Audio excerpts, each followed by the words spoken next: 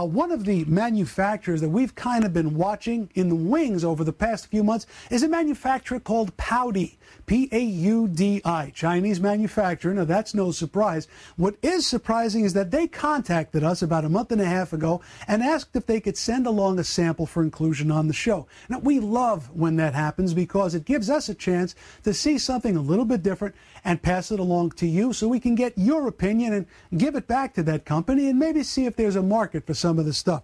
This is an interesting piece. It's a little bit offbeat, and we're going to see how you guys like it. This is an Infiniti FX50. This is the Performance Infiniti crossover, the XUV. They're not really SUVs so much anymore. First impressions of this model when I took it out of the box was that it was really, really well finished. This is a higher end job on a car that may or may not have a lot of appeal for American collectors, but the real thing, it's an interesting piece. Got a 5-liter V8, 390 horse. They go for about $60,000. 7-speed automatic transmission, all-wheel drive. This is the big brother to the FX35, which has a 3.5-liter, 303 horsepower V6. Now, this model came right out of the box at a price point of about $128. Beautiful, deep chocolate brown, almost like a bitter chocolate paint. The fitment of all the parts all the way around the thing is impeccable. The shut lines are unbelievably close, to the point where opening and closing some of the panels looks like it's going to be a lot harder than it actually winds up being. Beautiful brake discs behind the wheels, nice rubber. All of the trim pieces on the car are separate castings, including, of course, all the headlights, these side vents, which have become such a big styling theme over the past couple of years. I mean, just the first walk around is very, very favorable. So favorable, you know, the first thing you ask yourself is like, well, what else are these guys making? Are they making an Infiniti sports car? Are they making the big Infinitis? What else do they make? Well, let's put it on the close-up table while I tell you a little bit more about them. First off, you can get a good idea, that aggressive face on this car. They've really sculpted this thing beautifully. They've got that interesting texture in the grille, beautiful chrome. Everything is fitted into the casting just about as well as I've ever seen any model done. Nice wheels, of course, with the steel. Brake discs behind them. Again, this is a performance SUV. It's got that really serious, aggressive stance to it with the wheel well filling wheels and tires. Nicely trimmed out. Look at the shut lines on the doors. The paint is absolutely exceptional on this. There were 0 flaws on this thing. Again, great lensing, dual exhausts, foil-based badging on the back. I haven't removed the protective tape on this one because we're going to be putting this in for photos. We don't like to do that before we take the photographs.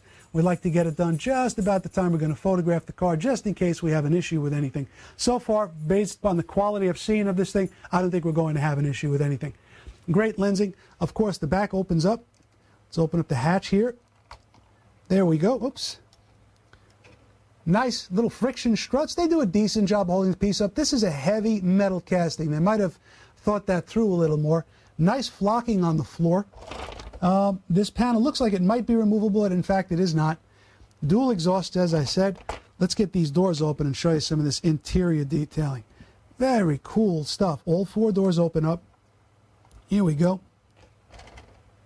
That's a nice job of it. Again, a lot of plastic used, but check out the leather look on those seats, that distinctive diamond tufted look that the Infiniti 50 has. Then open up the other side to get a little more light inside. This, we just got to know, is it a left-hand or right-hand drive? It is done American style. There we go. Got the left-hand drive. Really a nice job on the inside. A lot of flocking, a lot of texturing. It's got a working suspension. It's got mirrors that fold, which is always a neat little feature on some of these. And true to the real car, now this is going to be a little bit of a bear to get this open. Let me get some fun tack and get this open. Very tight seams. There we go. It's got the realism of the real motor. It's a plate casting. There's not an awful lot to see with these engines on the real cars. The more remarkable thing about this piece is that it's as heavy as heck, and the reason for that is it's got a full metal frame.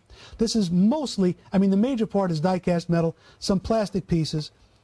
Just a really aggressive looking, really, really cool piece. These are on the market for around $128, and that's the price they gave us. Bad news is nobody here sells these things. There are outlets in the UK, there are outlets in Russia. There's a lot of places overseas you might be able to get this one, but if you're looking for it in America, well, you're just going to have to reach out to your favorite retailer, tell them you saw it here, and, if they want to call us, we'd be more than happy to see if we can connect an American source with this really interesting Asian maker. Very cool piece, very offbeat.